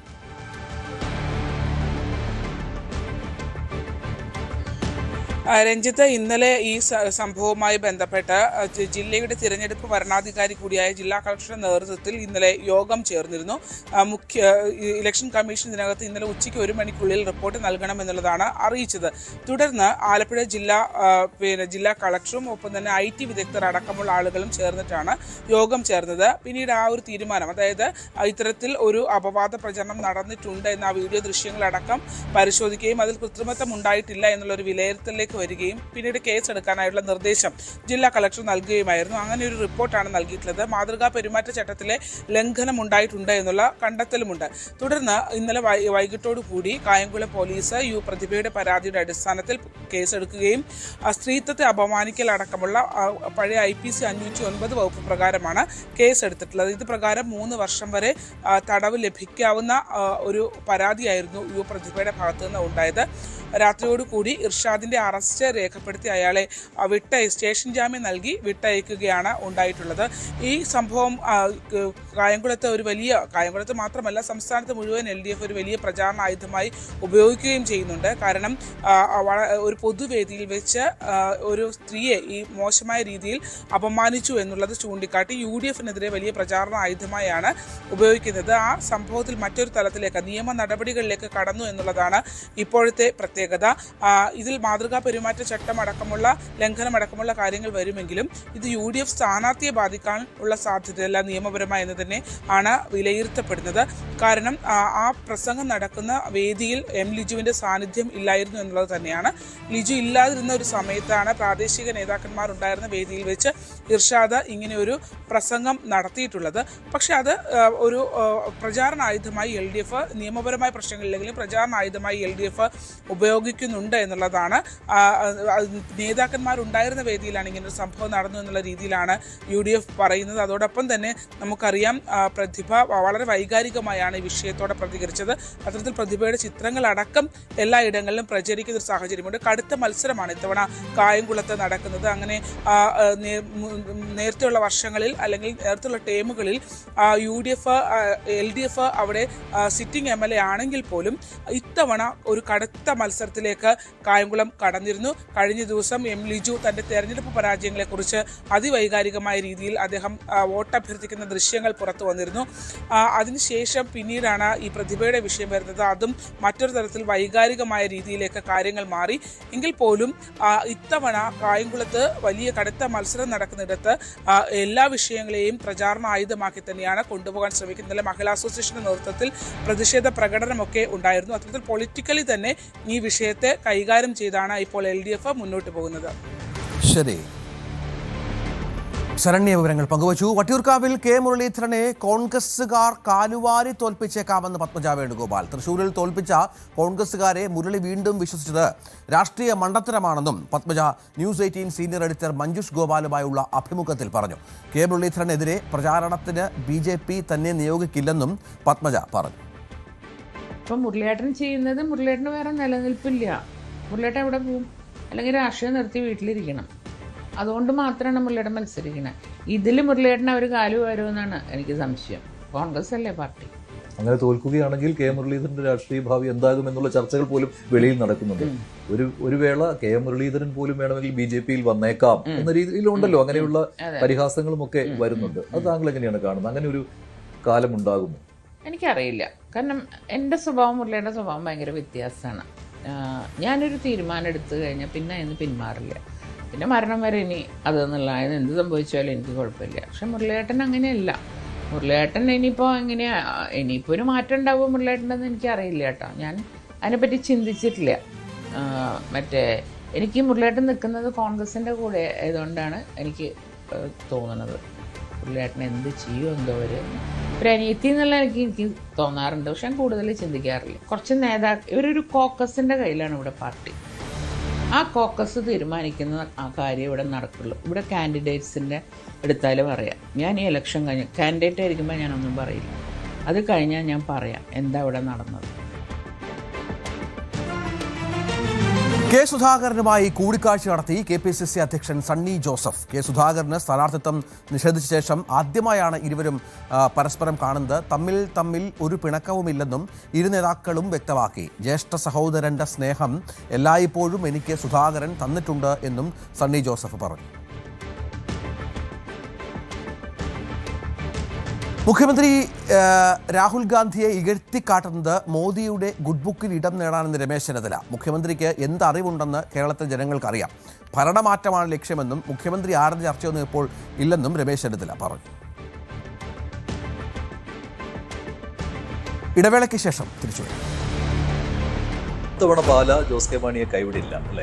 ജയിച്ചിരിക്കും ഇപ്രാവശ്യം. താങ്കൾ പറഞ്ഞു താങ്കൾക്ക് വേണമെങ്കിൽ വേറെ ഓപ്ഷൻ തേടാമായിരുന്നു എന്ന് ഞാനല്ല പറഞ്ഞത്, എന്ന് മാധ്യമങ്ങൾ ചോദിച്ചു. ആ സമയത്ത് ഒരു ചാഞ്ചാട്ടത്തിന് വേണ്ടി ശ്രമിച്ചിരുന്നു. എപ്പോഴെങ്കിലും കേരള കോൺഗ്രസ് പാർട്ടിയോ നേതാക്കന്മാരോ അല്ലെങ്കിൽ ആരെങ്കിലും പറഞ്ഞോ? ഇല്ല.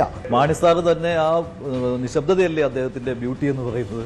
എപ്പോഴും അദ്ദേഹം ഒരു വലിയ ഒരു ചാമിങ് പേഴ്സൺ ആണ്, അതുകൊണ്ട് കുഴപ്പമില്ല. ഗൾഫിൽ പോയ ചർച്ചയ്ക്കായിട്ടല്ല അല്ലേ?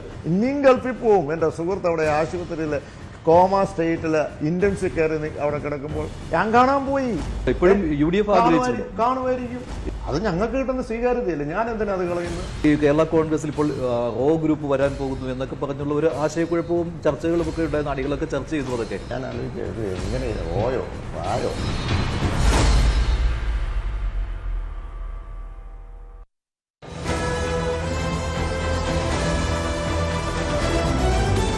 വ്യത്യാസം എന്നോടൊരു സ്ത്രീ തുറന്നു പറഞ്ഞു, ഇപ്പോഴാണ് പത്മേശി ശരിക്കുള്ള സ്ഥലത്തെത്തിയതെന്ന്. പക്ഷെ അത് ഈ തദ്ദേശ തെരഞ്ഞെടുപ്പിൽ അത് കണ്ടില്ലല്ലോ. ആ ചേച്ചിനെ പാവം ഇങ്ങനെ തോപ്പിച്ചു വിട്ടു എന്ന് കോൺഗ്രസ്സുകാർക്ക് എൻ്റെ ഒരു സിമ്പതി ഉണ്ട് ഉള്ളില്. ഇവരൊരു കോക്കസിന്റെ കയ്യിലാണ് ഇവിടെ പാർട്ടി. തിരിച്ചു വിളിച്ചിട്ടുണ്ടോ അതിനെ? എത്ര പ്രാവശ്യം എന്നെ പല നേതാക്കന്മാരും വിളിച്ചിട്ടുണ്ടെന്ന് പേര് ഞാൻ പറയുന്നില്ല. പാർട്ടിയിലേക്ക് മാറി വന്നതിന് ശേഷം, BJP-യിലേക്ക് വന്നതിന് ശേഷം ഈ 2 കൊല്ലം എന്നെ വിളിച്ചിട്ടുണ്ട് പലരും. പക്ഷെ കെ മുരളീധരൻ അവരുമായിട്ട് സമരസപ്പെട്ടു. അപ്പോൾ തൃശ്ശൂരിൽ അദ്ദേഹത്തെയും കാലുവാരി തോൽപ്പിച്ചതാണല്ലോ. ഇതില് മുരളിയേട്ടൻ അവർ കാലുവാരുമെന്നാണ് എനിക്ക് സംശയം. കോൺഗ്രസ് അല്ലേ പാർട്ടി. വലിയ പദവി ഓഫറോ അങ്ങനെ ഒന്നും വന്നില്ലേ ഇതുവരെ. ഇതിലുള്ളൊരു ഗുണം എന്താണെന്ന് വെച്ചാൽ നമുക്ക് വെറുതെ നിന്നാൽ മതി, ബാക്കിയെല്ലാം പാർട്ടിക്കാർ നോക്കും. കോൺഗ്രസിൽ നിന്നപ്പോൾ ഒരിക്കലും അങ്ങനെ ഒരു മനസ്സുഖത്തോടു കൂടി തെരഞ്ഞെടുപ്പിൽ മത്സരിച്ചിട്ടില്ല. എനിക്കറിയാം ഇപ്പുറത്ത് നിൽക്കണ ഇപ്പുറത്ത് എന്നെ കുത്താനുള്ളവരാണ്. അച്ഛനെ എഴുതിയിട്ടില്ല ഇവിടുത്തെ കോൺഗ്രസ്.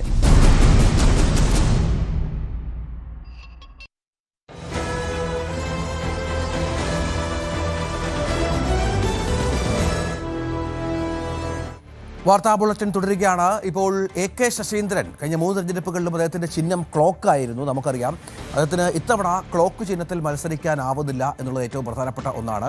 പകരം അപരനും NCP അജിത് പവാർ പക്ഷം സ്ഥാനാർത്ഥിയുമായ CK ശശീന്ദ്രനാണ് ക്ലോക്ക് ചിഹ്നം ലഭിച്ചത്. ഇദ്ദേഹമാകട്ടെ പ്രചരണം ആരംഭിച്ചിട്ടുമില്ല. അനീഷ് കുമാർ ചേരുന്നത് അദ്ദേഹത്തിനൊപ്പം ശശീന്ദ്രനുണ്ട് എന്നാണ് ഞാൻ മനസ്സിലാക്കുന്നത്. അനീഷ്, ഒരു വലിയ തിരിച്ചടിയാണ്, പക്ഷേ അപ്പോഴും ആത്മവിശ്വാസത്തോടു കൂടി തന്നെയാണോ സ്ഥാനാർത്ഥിയുടെ പ്രചരണം?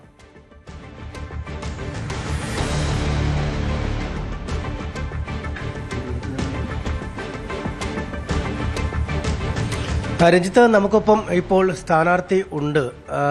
മന്ത്രി AK ശശീന്ദ്രൻ ഉണ്ട്. അദ്ദേഹത്തിന് കഴിഞ്ഞ കുറച്ച് തെരഞ്ഞെടുപ്പുകളായി മത്സരിച്ചിരുന്ന ചിഹ്നം ക്ലോക്കായിരുന്നു. എന്നാൽ നമുക്കറിയാം NCP-യിലുണ്ടായ ഒരു പിളർപ്പും അജിത് പവാർ പക്ഷത്തിന് ക്ലോക്ക് ചിഹ്നം ഉപയോഗിക്കുന്നതിനുള്ള ഉത്തരവ് തെരഞ്ഞെടുപ്പ് കമ്മീഷൻ നൽകിയതും ഇവിടെ എന്തായാലും യാദൃശ്യമായി അല്ലെങ്കിൽ കൃത്യമായൊരു ആസൂത്രണത്തോടു കൂടിയൊക്കെ ആയിരിക്കാം NCP-യുടെ സ്ഥാനാർത്ഥിയായി ഒരു PK ശശീന്ദ്രൻ മത്സരിച്ചിരിക്കുന്നു. പക്ഷേ അദ്ദേഹത്തിന് യാതൊരു തരത്തിലുള്ള പ്രചാരണ സാമഗ്രികളില്ല, ഫ്ലക്സ് ബോർഡുകളില്ല, ചുവരെഴുത്തില്ല, അല്ലെങ്കിൽ തന്റെ ചിഹ്നം ഇതാണെന്ന് അറിയിച്ചുകൊണ്ടുള്ള യാതൊരു നടപടികളിലും സ്ഥാനാർത്ഥിയെ മണ്ഡലത്തിൽ പലരും കാണുക പോലും ചെയ്യാത്ത ഒരവസ്ഥയാണ്. നമുക്കൊപ്പം എന്തായാലും എലത്തൂരിലെ LDF സ്ഥാനാർത്ഥി AK ശശീന്ദ്രൻ ഉണ്ട്.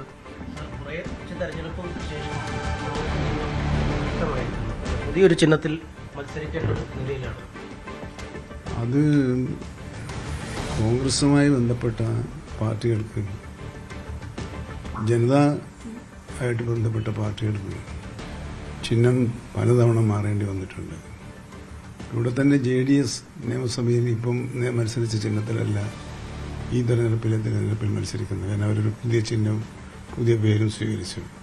ഇപ്പോൾ രാഷ്ട്രീയ മാറ്റങ്ങൾ ഉണ്ടാക്കുന്നതിനനുസരിച്ച് തെരഞ്ഞെടുപ്പ് കമ്മീഷൻ അതാത് സമയത്ത് ചില തീരുമാനങ്ങളെടുക്കും. ആ തീരുമാനത്തിന്റെ അടിസ്ഥാനത്തിലാണ് ചിഹ്നം അനുവദിക്കപ്പെടുന്നത്. എന്നാൽ ഈ കാര്യത്തിൽ സാധാരണ നടപടിയിൽ നിന്നും വ്യത്യസ്തമായി അസാധാരണമായ ഒരു നടപടി ഉണ്ടായി.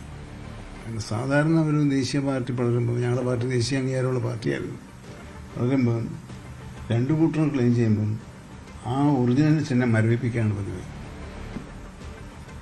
നിങ്ങൾക്ക് ഓർമ്മയുണ്ടോ? പശുവും കിടാവും മരവിപ്പിച്ചു, മുഖം വെച്ച കാള മരവിപ്പിച്ചു, പിന്നെ ഇപ്പം ഏറ്റവും ഒടുവിൽ വന്ന ഒരുപാട് മഹാരാഷ്ട്രയിലും എല്ലാം പല അങ്ങനെ വരുമ്പം മരവിപ്പിക്കുന്നതിന് പകരം ഏകപക്ഷീയമായ അജിത് പവാറിന് ആണ് പിന്നെ ചിഹ്നത്തിന് അവകാശം എന്ന വിധിയാണ് തെരഞ്ഞെടുപ്പ് കമ്മീഷൻ ഉണ്ടാക്കിയത്. അത് സംബന്ധിച്ചൊരു കേസ് സുപ്രീം കോടതിയിൽ ഇപ്പോൾ നിലവിലുണ്ട്. അത് തീരുമാനമാകുന്നതിന് മുമ്പാണ് ഞങ്ങൾക്ക് ഒരു താൽക്കാലിക ചിഹ്നം അനുവദിച്ചിട്ടുള്ളത്.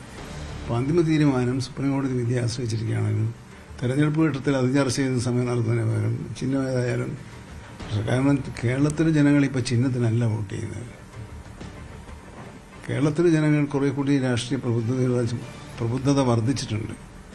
അങ്ങനെ വർദ്ധിച്ചു വരുന്നതിനനുസരിച്ച് ചിഹ്നവും കൂടിയും ഒന്നും ആവശ്യമില്ല വോട്ടറെ സംബന്ധിച്ചിടത്തോളം. ആധുനിക സാങ്കേതിക വിദ്യ ഉപയോഗിച്ച് തെരഞ്ഞെടുപ്പ് നടത്താവുന്ന ഘട്ടത്തിലേക്ക് നമ്മൾ വളരെ പുരോഗമിച്ചുകൊണ്ടിരിക്കുമ്പോൾ അതൊരു പ്രശ്നമല്ല. പക്ഷേ എന്താണ്, ഞങ്ങൾ നേരത്തെ വോട്ടറുടെ മനസ്സിൽ പതിച്ചുപോയ ഒരു ഇപ്പോഴതല്ല എന്ന് തിരുത്തി അവരെ ബോധ്യപ്പെടുത്തേണ്ട ഒരു അടിയന്തര സ്വഭാവത്തോടു കൂടിയ പ്രവർത്തനം നമ്മൾ നടത്തേണ്ടതായിട്ട് വരും. പക്ഷേ പേരും താങ്കളുടെ പേരിന് സമാനമായി K എന്ന അക്ഷരത്തിൽ മാത്രമേ മാറ്റമുള്ളൂ, അല്ലെ? PK ശശീന്ദ്രൻ എന്നാണ് ആ പേര് കൊടുത്തിരിക്കുന്നത്. അദ്ദേഹത്തിന് ചിഹ്നം ലഭിച്ചു. പക്ഷേ തെരഞ്ഞെടുപ്പ് രംഗത്ത് ഒരു പ്രചാരണവും നടത്തുന്നില്ല, പ്രവർത്തനം നടത്തുന്നില്ല, ഒന്നുമില്ല. ഒരു ഒരു അപരൻ എന്ന രീതിയിലാണ് പ്രവർത്തനം അല്ലേ? അതെ, അപരൻ എന്ന രീതിയിൽ സാധാരണ പല മണ്ഡലങ്ങളിലും സ്ഥാനാർത്ഥികൾ ഉണ്ടാകാറുണ്ട്. എന്നാൽ ഇത് കുറച്ചും കൂടി ലളിതവൽക്കരിക്കുന്നത് ശരിയല്ല എന്ന് എനിക്ക് തോന്നുന്നത്. കുറച്ചും കൂടി ആസൂത്രിതമായി, ഒന്നാമതായി അറിയപ്പെടുന്നൊരു പ്രവർത്തകനല്ല, ഒരാളെ കണ്ടുപിടിച്ച് അയാൾക്ക് ചിഹ്നവും കൊടുത്ത് അയാളെ നോമിനേഷൻ കൊടുപ്പിച്ച് ചെയ്യുന്ന ഒരു ഈ പേര് കണ്ടുപിടിക്കണമല്ലോ. സമാനമായ ഒരു പേര് കണ്ടുപിടിക്കാൻ ആരാ കണ്ടുപിടിക്കുന്നത്? രാഷ്ട്രീയ പാർട്ടികളുടെ റബലുകളാണെങ്കിൽ ആ പാർട്ടിയിൽപ്പെട്ട പ്രവർത്തകന്മാരത് കണ്ടുപിടിക്കാനൊക്കെ. ഇത് പ്രവർത്തകന്മാരില്ല, ഒന്നുമില്ല. അപ്പോൾ വളരെ ബോധപൂർവമായി നടത്തിയിട്ടുള്ള ഒരു ശ്രമമാണ്. വോട്ടർമാരുടെ മനസ്സിൽ സാധാരണഗതിയിൽ എന്നെക്കുറിച്ച് എനിക്കനുകൂലമായ നിലപാടിനെ തെറ്റിദ്ധാരണ വരുത്തി ഇല്ലാതാക്കാൻ കഴിയുമോ എന്ന ഒരു ബാലിശമായ ശ്രമം. ആ ശ്രമം അവർ നടത്തിട്ട് അതിന് ഞാൻ വേറെ പ്രാധാന്യമൊന്നും കാണുന്നില്ല. പക്ഷേ ഞങ്ങളെ മുന്നണിയെ സംബന്ധിച്ചിടത്തോളം ഞങ്ങളത് കൃത്യമായി തന്നെ ജനങ്ങളിൽ എത്തിക്കാൻ വേണ്ടിയുള്ള ശ്രമങ്ങൾ നടത്തും. പുതിയ ചിഹ്നം. അപ്പോൾ ഈ അപരൻ ബാധിക്കില്ല? അല്ല, അപരൻ ബാധിക്കുമെങ്കിൽ കേരളത്തിൽ എത്ര സ്ഥലത്ത് അപരൻ ബാധിക്കണം? ഏതെങ്കിലും പിന്നെ നിങ്ങളുടെ ഓർമ്മയിൽ നടന്ന തെരഞ്ഞെടുപ്പിൽ അവരൻ ജയിച്ച ഒരു സാഹചര്യം ഉണ്ടായിട്ടുണ്ടോ? റബല് ജയിച്ചിട്ടുണ്ട്. പക്ഷെ ഇവിടെ ചിഹ്നം കൂടി സ്വന്തമാക്കിയിട്ടുണ്ട്. അതാണ് അതിനകത്തൊരു താങ്കളെ സംബന്ധിച്ചുള്ള പ്രതിസന്ധി അവിടെയാണ്. അല്ലേ, എന്നെ സംബന്ധിച്ചിടത്തോളം പ്രതിസന്ധി ഞങ്ങൾ ആ പഞ്ചായത്ത് തെരഞ്ഞെടുപ്പ് ആ പ്രതിസന്ധി പരിഹരിച്ച് കഴിഞ്ഞു. ഞങ്ങളെ ചിഹ്നം മാറിയിട്ടുണ്ടെന്ന് പഞ്ചായത്ത് തെരഞ്ഞെടുപ്പ് സമയത്ത് നമ്മൾ സ്ഥാനാർത്ഥികളെ നിർത്തി മത്സരിച്ച സ്ഥലത്തെല്ലാം തന്നെ ആ പ്രകടനം നടത്തിയിട്ടുണ്ട്. ഇപ്പോൾ ഇവിടെ ഉദാഹരണത്തിന് കോർപ്പറേഷൻ മൊഗൂർ ഡിവിഷനിൽ ഞങ്ങളെ സ്ഥാനാർത്ഥിയാണ് ജയിച്ചത്. അവിടെ ക്ലോക്ക് ചിഹ്നത്തിൽ വേറെ സ്ഥാനാർത്ഥി ഉണ്ടായിരുന്നു. പക്ഷേ അത് നഷ്ടം യഥാർത്ഥത്തിൽ ഉണ്ടായത് അങ്ങനെ നിർത്തുന്നത് കൊണ്ട് ഞങ്ങൾക്കെല്ലാം ഉണ്ടായതെന്നാണ് ഞങ്ങളെ കണക്കുകൾ വ്യക്തമാക്കുന്നത്. ഇപ്പം പ്രചാരണം കൊടുമ്പരി കൊണ്ട് മുന്നോട്ട് പോവുകയാണ്. അപ്പം ഈ UDFന്റെ ഒരു ആരോപണം നിരന്തരം ഈ ഡീലാണ്. കേരളത്തിൽ പലയിടത്തും LDFും BJPയുമായി ഡീലൊക്കെ ഉണ്ടെന്നുള്ള ആരോപണമാണ് മുന്നോട്ട് പോയിക്കൊണ്ടിരിക്കുന്നത്. ആ ഒരൊറ്റ വിഷയത്തിൽ തിരിഞ്ഞാണ് പ്രചരണം മുന്നോട്ട് നീങ്ങുന്നത്. എങ്ങനെ കാണുന്നത്? ഒന്നാമത് UDF വിഷയദാരിദ്ര്യമില്ലാതെ തപ്പിത്തടയുകയാണ്.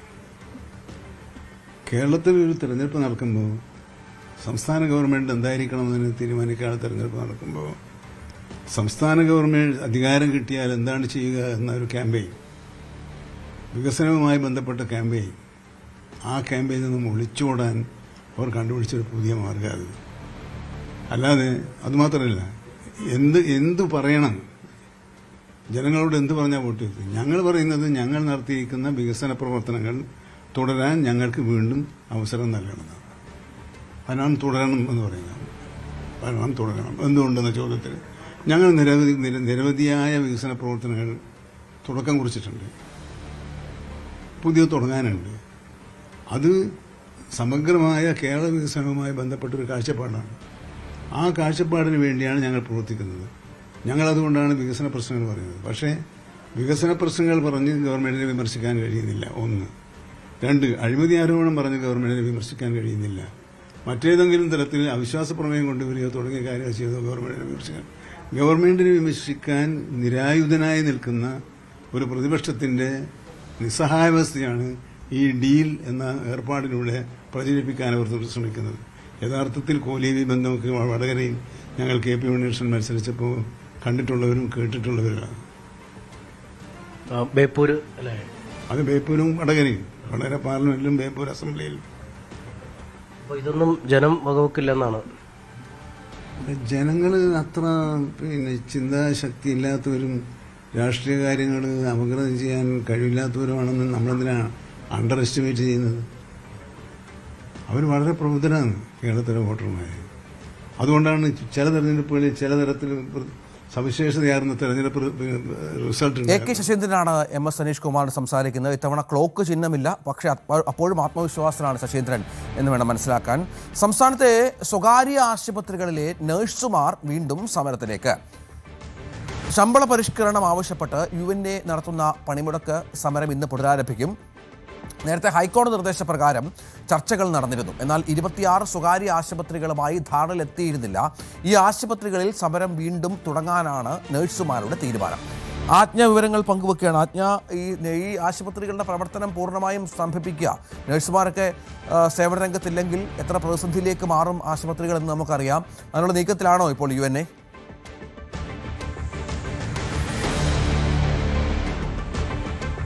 രഞ്ജിത്ത്, നേരത്തെ തന്നെ നമുക്കറിയാം സമരം രൂക്ഷമായിരുന്ന ഒരു സാഹചര്യത്തിലാണ് ഹൈക്കോടതി മീഡിയേഷനുമായി ബന്ധപ്പെട്ട് സംസാരിക്കാൻ ആവശ്യപ്പെട്ടതും മധ്യസ്ഥ ചർച്ചയ്ക്ക് നിർദ്ദേശിച്ചതും അങ്ങനെയാണ് അഡ്വക്കേറ്റ് PM മുഹമ്മദ് ഷിറാസിന്റെ മധ്യസ്ഥതയിൽ ഇതിൽ ചർച്ച നടന്നത്.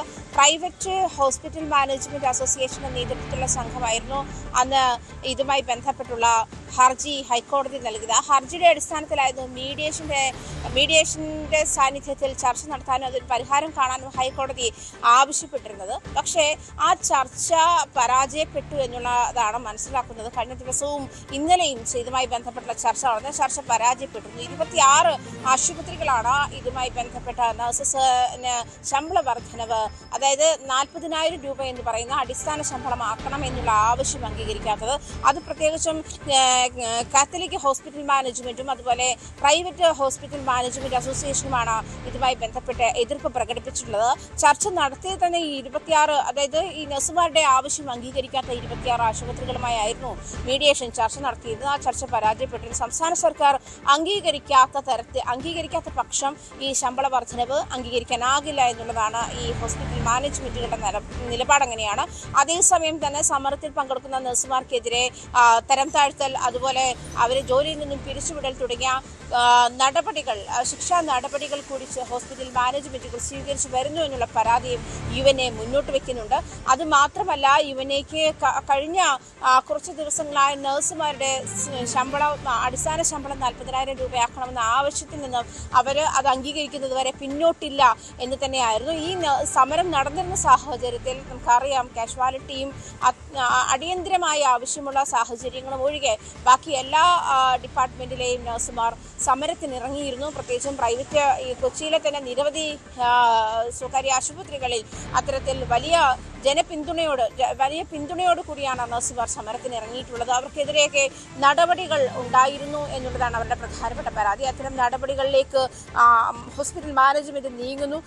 അത്തരം നടപടിയുടെ മറവിൽ ഇവരെ നഴ്സുമാരെ ഭീഷണിപ്പെടുത്തുന്നത് തുടങ്ങിയ കാര്യങ്ങളൊക്കെ UNA അന്ന് ആരോപിച്ചിരുന്നു. അതേ കാര്യം തന്നെയാണ് UNA ഇപ്പോഴും മുന്നോട്ട് വയ്ക്കുന്നത്. പ്രത്യേകിച്ചും അത് തൊഴിലിടത്തിൽ ഇത്തരം സമ്മർദ്ദങ്ങൾക്ക് കൂടി വശംവദരാകേണ്ടി വരുന്ന സാഹചര്യം കൂടിയുണ്ട് എന്നാണ്. അതേസമയം ഹൈക്കോടതി ഇടപെടലിൽ മീഡിയേഷൻ നടത്തിയ ചർച്ച പരാജയപ്പെട്ടതിനെ തുടർന്നാണ് ഇന്ന് വീണ്ടും നഴ്സുമാർ, അതായത് ശമ്പള വർധന അംഗീകരിക്കാത്ത ആശുപത്രികളിൽ 26 ആശുപത്രികളിലാണ് വീണ്ടും നഴ്സുമാർ സമരത്തിലേക്ക് ഇറങ്ങുന്നത്. രഞ്ജിത്ത്, ആജ്ഞയാണ് വിവരങ്ങൾ പങ്കുവച്ചത്. സംസ്ഥാനത്തെ കനത്ത ചൂട് തുടരുന്ന സാഹചര്യത്തിൽ 12 ജില്ലകളിൽ കേന്ദ്ര കാലാവസ്ഥാ വകുപ്പ് യെല്ലോ അലർട്ട് പ്രഖ്യാപിച്ചു. കൊല്ലം, കോട്ടയം, പാലക്കാട് ജില്ലകളിലാണ് ഏറ്റവും ഉയർന്ന ചൂട് തുടരുന്നത്. ഈ ജില്ലകളിൽ താപനില 38 ഡിഗ്രി വരെ ഉയരാൻ സാധ്യതയുണ്ടെന്നാണ് മുന്നറിയിപ്പ്. പത്തനംതിട്ട, ആലപ്പുഴ, എറണാകുളം, തൃശൂർ, കോഴിക്കോട്, കണ്ണൂർ ജില്ലകളിൽ 37 ഡിഗ്രി വരെയും, തിരുവനന്തപുരം, മലപ്പുറം, കാസർഗോഡ് ജില്ലകളിൽ 36 വരെയും ചൂട് വർദ്ധിക്കുമെന്നാണ് മുന്നറിയിപ്പ്. സാധാരണ ലഭിക്കേണ്ടതിനേക്കാൾ 2 മുതൽ 3 ഡിഗ്രി സെൽഷ്യസ് വരെ താപനില ഉയരാൻ സാധ്യതയുള്ളതിനാൽ പകൽ 11 മണി മുതൽ 3 മണി വരെ നേരിട്ട് വെയിൽ ഏൽക്കുന്നത് ഒഴിവാക്കണമെന്നും ജാഗ്രത പാലിക്കണമെന്നും ദുരന്ത നിവാരണ അതോറിറ്റി നിർദ്ദേശിച്ചു. സംസ്ഥാനത്ത് പൊതുവെ ചൂട് വർദ്ധിച്ചു വരുന്ന സാഹചര്യത്തിൽ പൊതുജനങ്ങൾക്കായി സംസ്ഥാന ദുരന്ത നിവാരണ അതോറിറ്റി ജാഗ്രതാ നിർദ്ദേശങ്ങളും പുറത്തിറക്കിയിട്ടുണ്ട്.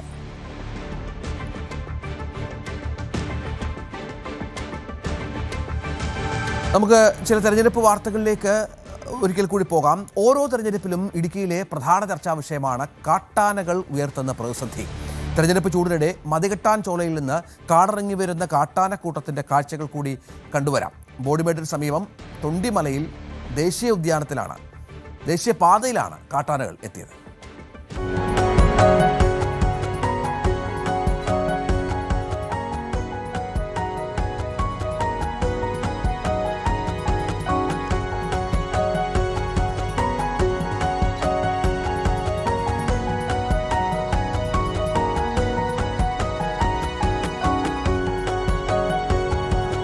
കുട്ടിയാനകൾ ഉൾപ്പെടെ 9 ആനകളാണ് മലയിറങ്ങി ദേശീയപാതയിലേക്ക് വന്നത്. റോഡിലൂടെ രാജകീയ നടത്തം.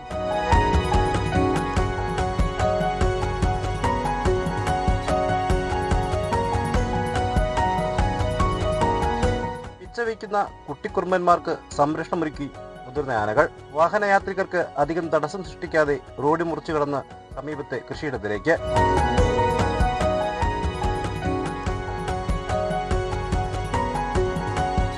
വേനൽ കടുത്തതോടെ ശാന്തൻപാറ, ചിന്നക്കനാൽ പഞ്ചായത്തുകളിലെ കാർഷിക മേഖലകളിലേക്ക് കാട്ടാനക്കൂട്ടങ്ങൾ എത്തുന്നത് പതിവ് കാഴ്ചയാണ്.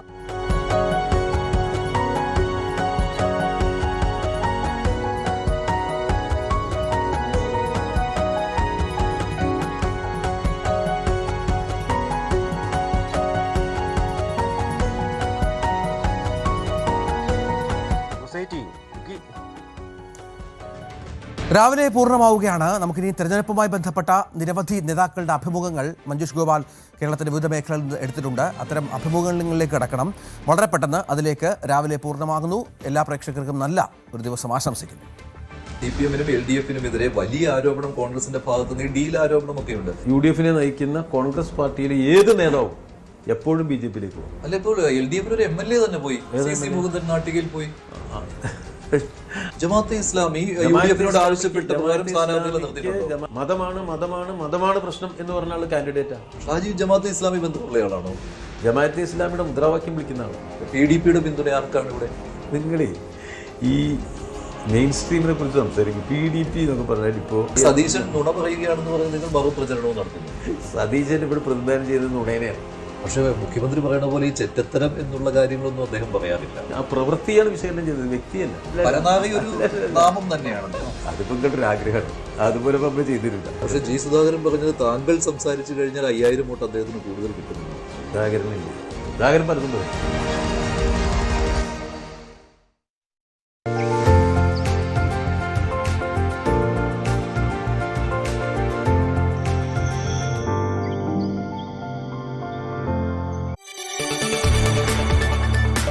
കൂടുതൽ വാർത്തകൾക്ക് News 18 Keralam YouTube channel subscribe ചെയ്യുക.